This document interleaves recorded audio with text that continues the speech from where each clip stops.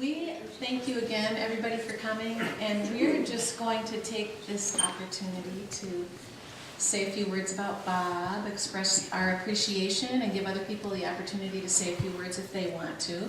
But I thought it would be fun for starters if Bob would, yeah, so we can joke about him. No, if he would introduce his family and friends that are here tonight. Yeah. I have 2 sisters and parents.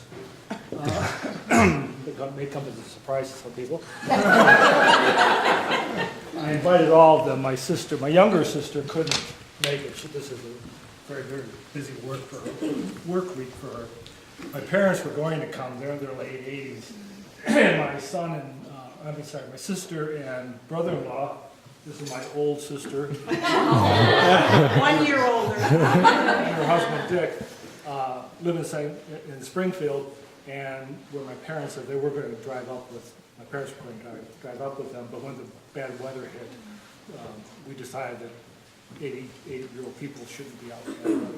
So they insisted that we videotape everything. That's what Rick is my son, and my daughter is Ann right here, and my wife, Marie, everybody knows, and I will take this opportunity to say that the more important thing than my retirement is the fact that this is our 42nd wedding anniversary.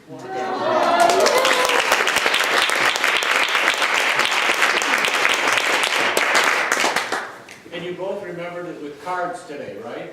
I drove out to Walmart this morning. Before he was up. I thought I could sneak that one by him, but he didn't. And you can't give her the flowers that are on the table. I bought him an ice scraper. With that, I'll turn things over to Glenn Smith. So, those of us who practice in neuropsychology know that one of the amazing things about Bob Ivnick is that he has always done things by the numbers. Some of us lesser mortals have to do things like review the history and sneak a peek at the MRI scan, but my colleagues will attest to the fact that Bob's approach to our profession has always been to let the numbers speak. And in honor of that, I felt that we should look at recognizing all of Bob's accomplishments by talking about some numbers that attach to him. And in the spirit of inquiry and evaluation and assessment, this is actually kind of a multiple choice process. So I'm going to show a number and then give you some options for what the meaning of that number might be. And you'll have to decide which of those might be right. So, we need keypads, Glenn. yeah. So the number 38, what might this attach to? It could be the number of times Bob wiped out on his bike with Mary McCulda having to take care of him while Marie went for help. It's a classic story. Marie's a nurse. Bob wipes out and he's injured, and he keeps the neuropsychologist around to look at him. This could be the number of Distinguished Career Awards he received just last year. Or it could be the number of years that Bob worked at Mayo Clinic. Look at that guy. So the next number is 183. Think about it, what it might mean. It could be the total number of dollars that he received for licensing the DRS norms. That's kind of a neuropsychology inside joke, you'll forgive us. It could be the total number of learned basketball games that we video recorded. How many do you think you actually did, Bob? I didn't record them, Marie did. Well, that'll be one of the themes of the night too. How Bob gets a lot of credit for what Marie actually did.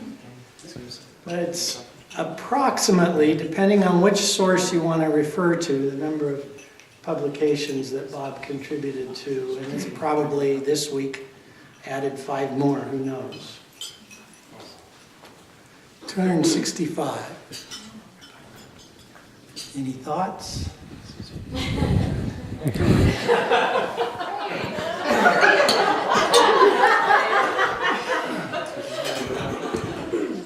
Annie did eat vegetarian lasagna, yeah. No way. I'll make it the only option.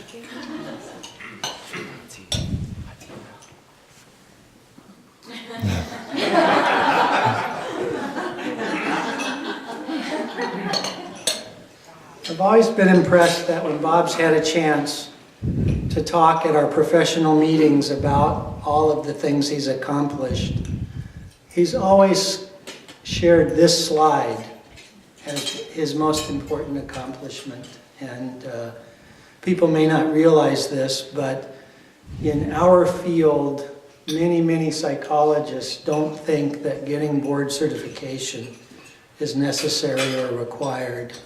And Bob championed that, certainly in neuropsychology, and contributed to the training of all of these folks who, if you add up their total years of service now, it's beginning to approach 200. So.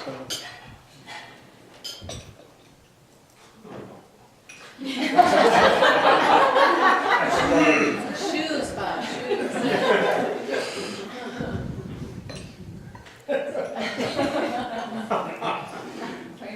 There he goes.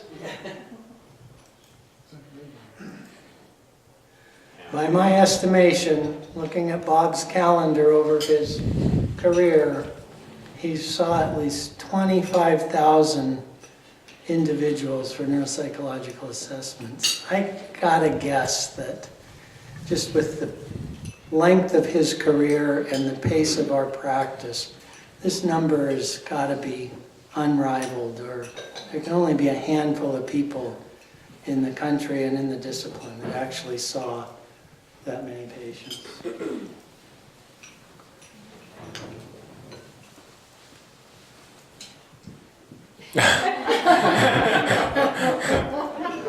Very appropriate. That one's for you, Rick. Thank you.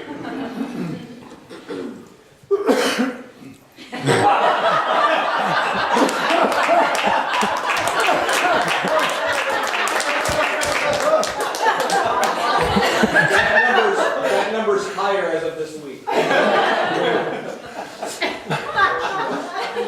Now this one I really struggled with doing the math on, because I can tell you that by my estimate at Mayo Rochester alone, since 1994, when the Mayo Older American Normative Studies were published, and when we likely started really using them in clinical practice, I would guess at least 35,000 patients had the benefit of these norms that Bob undertook to create.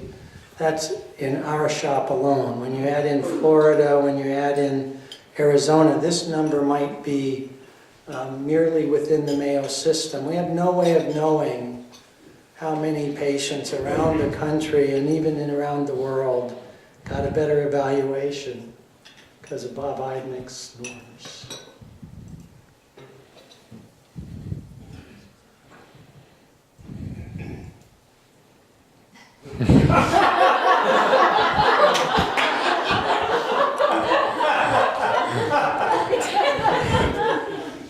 You can't leave till you write us a check, Bob.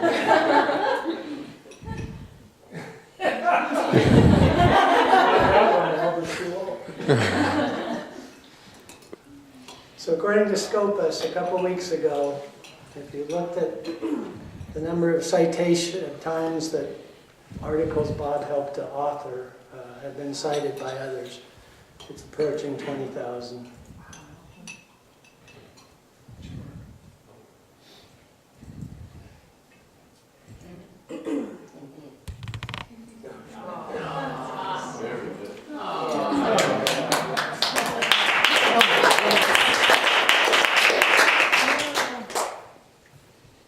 Nice prize.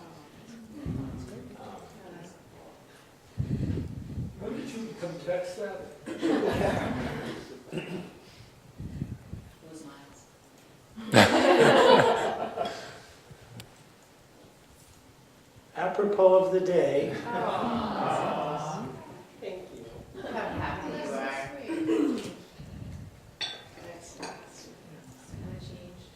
So thanks, Bob, for all your contributions.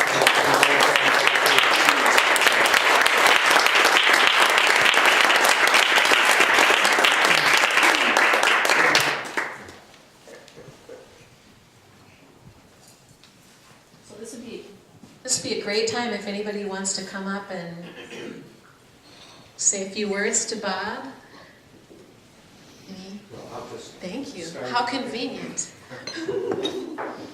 I'm Dave Notman. I'm one of the neurologists, and I just want to thank Bob for your outstanding clinical acumen. I will miss it. Your other colleagues are great for sure, but I have always, and I was elsewhere, as you know, I just had the highest confidence in your evaluations, and will miss them, and your clinical judgment and thoughtfulness about conceptual issues is something that we will miss, and hoping that you'll get bored and come back.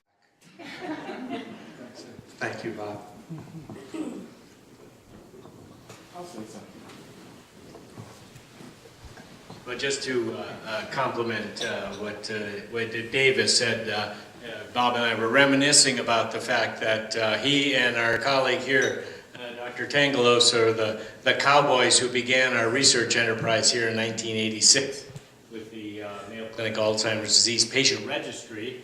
Subsequently, then the Alzheimer's Center has been the hallmark of that ever since day one. And as I mentioned before, the work that Bob had done and subsequently Glenn had contributed to in the early 90s, I think Glenn came in 1990, so early 90s, really was the scientific basis of the renewal of all these grants during that time frame. I mean, they put more rigor to the study of cognition, I think, than anybody else, and that was recognized in the field, and we always got complimented from that about that in our summary statement. So, Bob has continued up until a few weeks ago to attend our Tuesday afternoon sessions out at the Northwest Clinic, and has really set the stage, and Mary's carrying on that tradition right now, and Julie helps out as well. So it's really been a tribute. It's been fun being with you. I enjoyed it. The clinical work that Dave described also. You and I have shared so many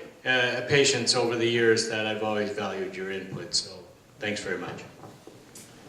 And that is the historical perspective that I wanted to add as well, because we do go back to the origins of 1986, and the one that's missing from the table is Emery Kochman, but he was there too. He just came from Michigan. And the three of us, and a year later, Len Curlin, got started. And if it wasn't for Len, we wouldn't have had the grants, but it was just Emery, Bob, and myself in a field that we had no idea where it was going to go. Emery Kochman actually liked older patients, and Bob really wanted to do something with normal cognition. And I will point out that it was those early publications on the Mones data that actually kept the lights on. I mean, that was the first work that was published. And we published that work for a number of years.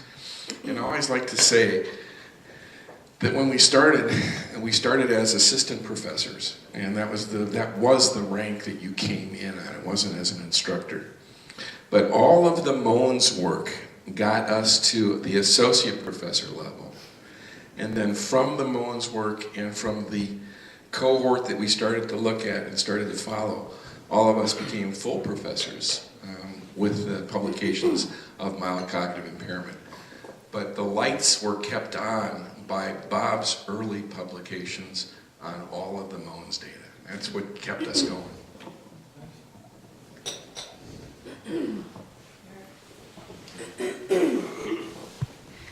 I can't speak to your professional acumen. I've heard great things. But I can speak to the person that you are. And at a very raw and sensitive time in my life, when my son was born prematurely, you and Marie came to our house and held us and very warmly kept us in your thoughts and prayers. And I think that speaks to the person that you are beyond the career. A dear friend. Thank you, Bob.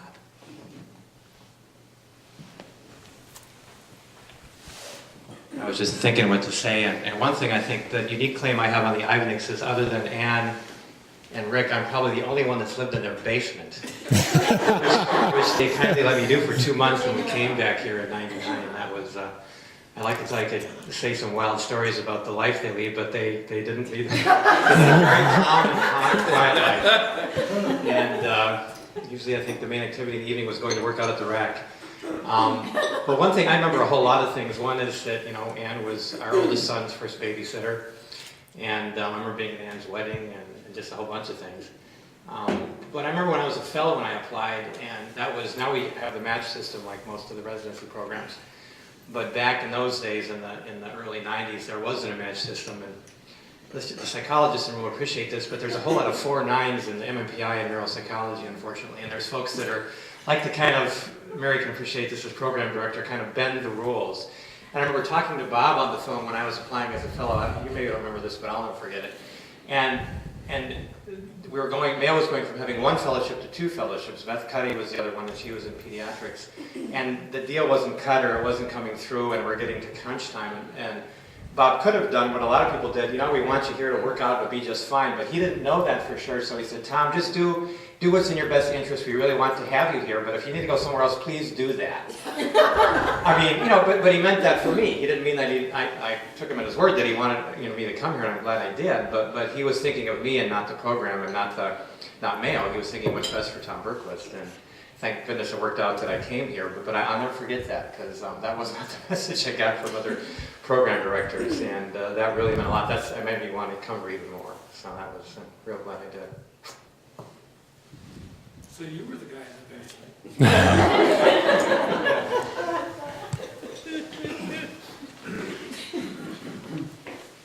I was really hoping to have another glass of wine before this. But I know a lot of you. I'm Max Trineri. I'm Bob's second postdoc. Nancy Hinkledale was the first postdoc. So this is pretty historical, because I figure I'm older than dirt, so geez, Bob. And Bob and I met in Vancouver at INS, and Bob remembers this partly because I wrote you a card and I said that I remembered this. And we sat down and talked on a couch because I was thinking about a postdoc, and Bob said, well, we got a postdoc here at Mayo Clinic. And I said, really? And we talked about it, and I ended up here thanks to Bob. you got it on your own. Cheers. I was an assistant professor at Wyoming at the time. And Bob, you should know, and the Moen's data and the Alzheimer's work is tremendous. Bob has made a major impact on the field of neuropsychology across, I don't know how to describe it, across disease problems, across clinical problems. He was cited early in his career for his work on multiple sclerosis, and cited especially, and it's still cited now, I know, because it's going to be cited in a paper in neurology, on his work in epilepsy. And he was the guy in neuropsychology and epilepsy for a while. And it really still is, because it's still cited. I know because I cite it when I write.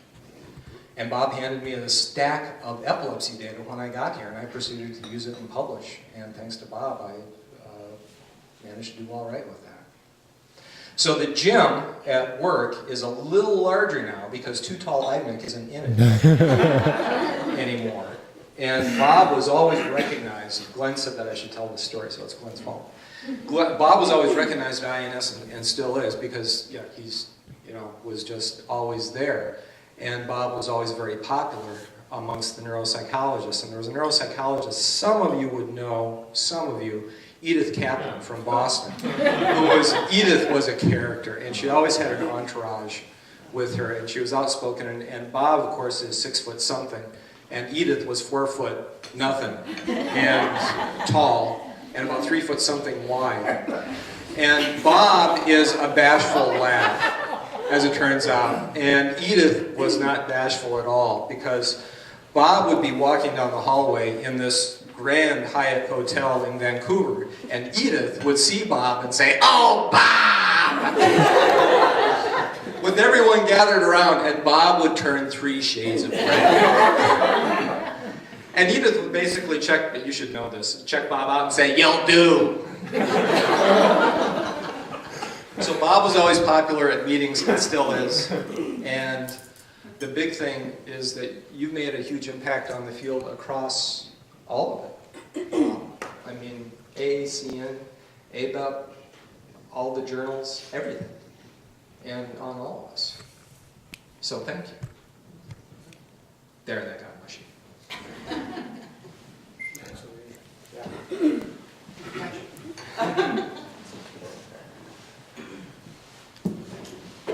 Good evening. I am Bob's brother-in-law, Dick Lyons, his sister's husband, and I just want to take this opportunity to thank Bob and Marie for the very many times that their home was open to us and we were welcomed, not only ourselves, but other family members and friends who came from many distances for treatment at the clinic. But they allowed us to stay with them and have a place to call home while we were here and going through the clinic. So for that, we thank you both very much, and we certainly appreciated it. My turn. Bob is my baby brother, and my only brother. Mom and Dad had him and decided that girls were better. But the first, probably the reason that he is successful today is because when I was about, 14 months, and we're exactly a year and 8 days apart, so he was about 2 months old and he was in the crib. And I took a slipper and wanted to play catch with him, and threw my mother's hard slipper at him, and it hit him in the head. I, of course, didn't know. I just said, "Here, baby, catch," and threw it at him. So I credit that for waking up his brain. And now you've all attested to what happens when that goes on. But anyway, he was always a challenging brother. He surpassed me in height at about age 5. I was 6. And from then on, he was always someone I could look up to. I love you.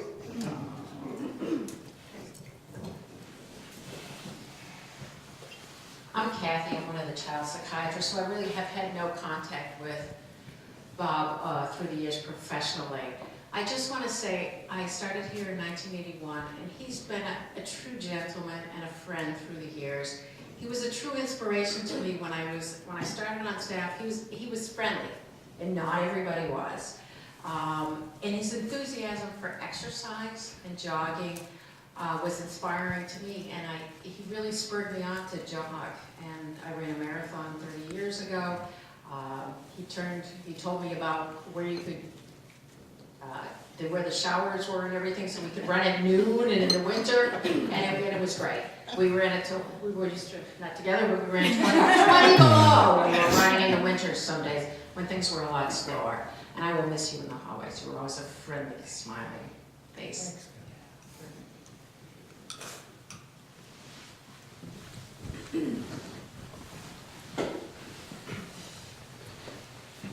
So Jennifer, I'm gonna probably rival you, essentially. Well, as many people in this room can attest, I'm one of the fellows that Bob trained, and there's several of you here who he also trained. And when I first interviewed here, I was pretty nervous and thought, wow, this is Bob Ivanick, the Mayo Clinic. What am I going to do? And one of my first recollections was my interview with Bob on site. We were sitting, we were talking about, what do you want? What are your goals? And one of the psychometrists came in, and Bob just turned to me and said, what do you think? and he gave me the paper. And I looked at it, I said, well, and we just sort of discussed the case, and, oh, why would you do that? And then, you know, the psychiatrist left, and I didn't think too much of it. But later on, I realized that that was exactly our supervision, like next 2 years. And I just feel that you were an amazing mentor, very understanding, very positive, very supportive, to the point that one time, this is, I don't know if I should say this story, but I will. I was sitting with you in your office, and you were you were doing some ADRC data crunching or something. And you kind of, I don't know what you were doing, but I was trying to politely point something out to you, and you stopped. You said, Tanis, if you don't stop being so darn polite, we're not going to be able to work together. And I thought, okay. And that was sort of the next step to just being, you know, I guess you just treated us fellows like we were on the same level, and I really appreciated that. You and Marie took me into your home at Thanksgiving. You know, I'm Canadian. We didn't actually do Thanksgiving in Canada. And I didn't know what this thing was. And Rick and Marie, I met you guys there, and Glenn and his family were there. And I remember just thinking, this is great. Thanksgiving's awesome. And you didn't think twice. Just, you know, allowed me to join your family on a special family time. And it really meant a lot to me. And for those of you who don't know, Bob was our best man at our first wedding, and Glenn was our bridesmaid. My husband and I got married here in Rochester, and we both wanted two people who we felt very close to, and actually it was Bob and Glenn who stood up for us and were our witnesses at our wedding. And that's the wedding that I don't know if you know this, but that's the wedding that we actually count as our wedding. And I always feel very grateful to you, both of you, for that. So I just wanted to thank you for everything. It's certainly not goodbye, but just a next transition into the next phase of things, and thank you. And every one of them.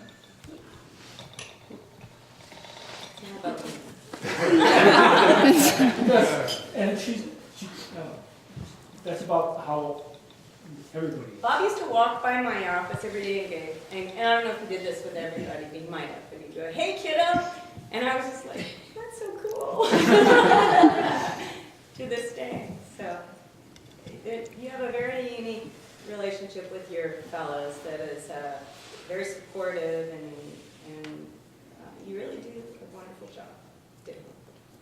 So, I have no clue who you people are talking about. This is Dad. I mean, honestly, I had no idea that he had this kind of impact clinically in his field until I was graduated from college. And I looked up Ivnik, tried to Google myself, and that's a dumb idea. Because I have some huge shoes to fill. So one of the testaments I can say is if I could have just 100 of the impact in my career, over my career in the next 30 years, I will have done as much as I could possibly do to live up to my father. Wow. And let me tell you, I'm looking forward to the next 42 years. With you.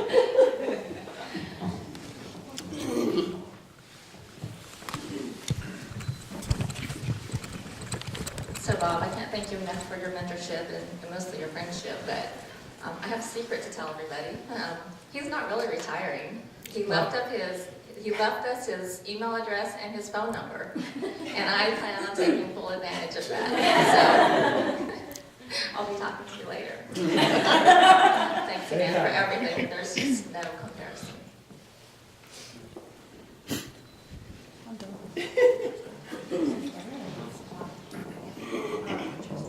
So my brother pretty much said what I wanted to say, which, of course, there he goes stealing my thunder again, my big brother. But basically, I've been to this, and I've been to the Distinguished Clinician Award, where I was just astounded by my dad and what he's done and how amazing he's been.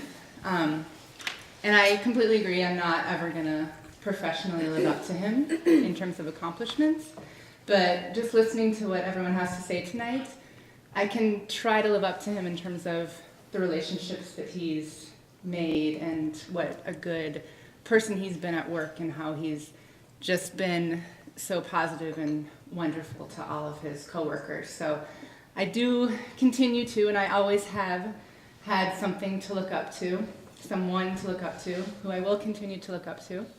I have something that I want to give to you because this is the most significant gift that you're going to get for your retirement, if you don't mind. Do I have a choice? No. The card in there is for you and Mom. It's your anniversary. But there's a gift for the next phase in your life that I just wanted to share with you.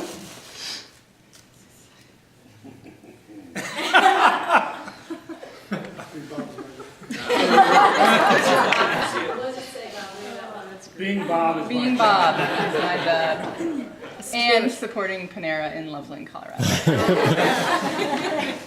And for Christmas, Ann's two girls, Maya and Lily, gave me a little box. And you open the top and it says, "Bob, you're great!" "Boy, Bob, we like you." It goes for like 5 of them. You're so sexy, Bob. I thought he might need a little bit of affirmation after his retirement, but he's giving plenty of it tonight. Yeah. So thank you.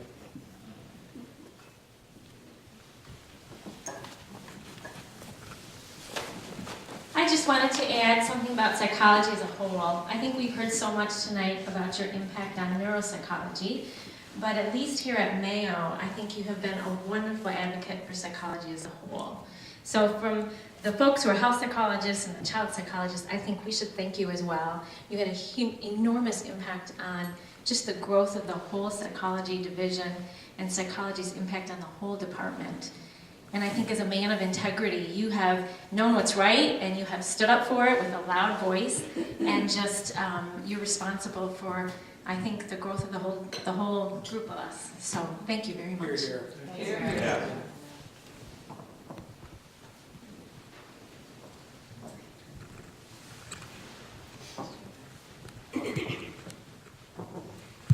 My name is Lori, and I've known Bob probably longer than 30 years or so. I didn't work with him. I've been blessed to be part of their family at a time when Bob and Marie were part of my family when my boys were little. Thanks for the trip to the hockey rink, the cold hot chocolate and the hot mochas. Both Bob and Marie have welcomed me into their family, and I can't thank either of them enough for allowing me to be a mom, raising boys, with your guidance, your mentorship, friendship, still continuing to allow me to be a strong, confident mom and woman. And thank you both for that. I'll forever be blessed. Thanks. I'll be there. Can I get the mattress in the basement? Anybody else?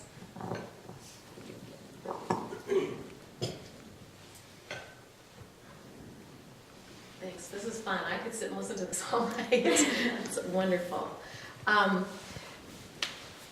Just a couple more comments from me. I think I'm sorry that your parents couldn't make it. I think they made the right decision. Schools are closed tomorrow, and it's crazy. But I did want to tell them that their little boy did all right. He's a fine young man. But it's fun to see your family here, and really, you guys don't know how much of a presence you are. It really, more so than a lot of people that we work with, we all know how much Bob loves you and how important you are to him, and that includes you, Lori, so it's neat to see you here. it's apparent from the comments and from Glenn's presentation, we all know how much mentorship has meant to Bob, what a great mentor he's been to so many people, and how he has really been such a great model of how when you train someone after 2 years, you're not just done, you know, and he's in touch with so many of our former fellows and really make them still feel like part of the Mayo family all across the country. And not the least of which are our colleagues at Mayo Jacksonville. A testament to that is Tanis being here, which is so great, and our colleagues in Scottsdale. So a couple of them sent notes, and I just want to read really quickly a couple of those notes. This one is from, from Donna Locke in Scottsdale, and she said, "As you get ready to retire, I wanted to express my appreciation for your support, both professional and personal, over the years. I appreciated your supervision when I was on postdoc, as well as your strong advocacy for us as trainees. Since coming on staff in Arizona, I have felt continuing support. And then personally, I've appreciated your interest in me and my family, and I love seeing the love you have for your family. I wish you well as you move to Colorado. I look forward to seeing the goings-on you post on Facebook, and I hope I will still see you now and then. Enjoy the next phase." And then this one from John Lucas in Jacksonville. There are a couple inside jokes in here that I don't get, but these are for you, Bob. John says, "The most petrified I've ever been in my entire career was when Bob agreed to do a practice fact-finding exercise with me before my exams. This was more anxiety-provoking than the time Nelson Butters got mad at me and started throwing things at me in his office." On a more serious note, although I never directly trained with him, Bob's mentorship has been one of the most important and valued aspects of my professional growth. When I first came to Mayo Clinic in Florida, it was just me and Mark Schwartz. So things could have gone really differently. That's not the word he used, but I meant. If Bob hadn't been so generous with his time and attention from a distance, things could have been so much different. I owe so much of my academic and professional advancement to him, but he's always been reluctant to take credit. I'm sure this applies to many of us whom Bob has mentored. I'm sorry that I can't be there to join you as we celebrate his legacy and wish him and Marie all the best in retirement."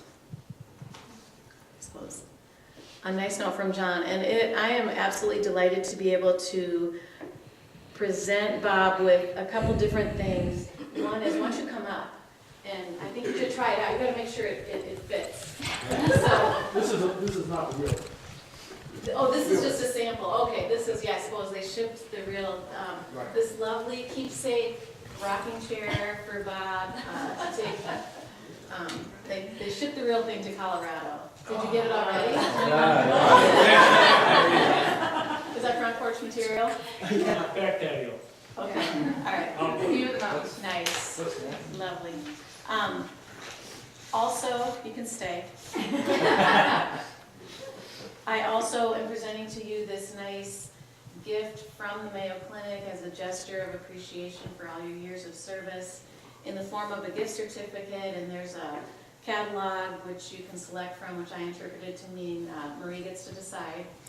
So there you go. And if you all have a glass to raise, let's raise one. Thank you, Bob. We love you. We appreciate you. Congratulations. And don't be a stranger. Here. Well, you may, if you would like.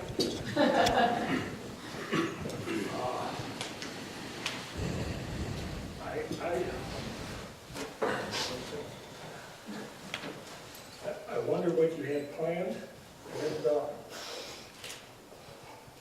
I couldn't anticipate it. This is very hard.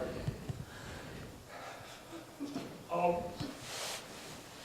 consider everybody family. From the psychometrist who I wanted to be here tonight, but the clinic didn't allow it. To my neurology friends, psychiatry friends, medicine friends, Max is closed. It's just been wonderful, 37 years. And I've said it elsewhere, and I mean it.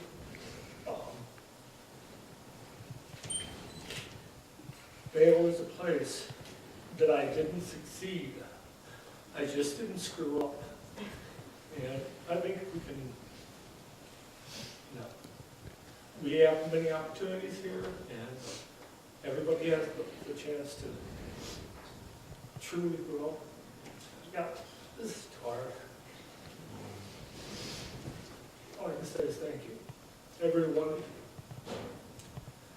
and particularly,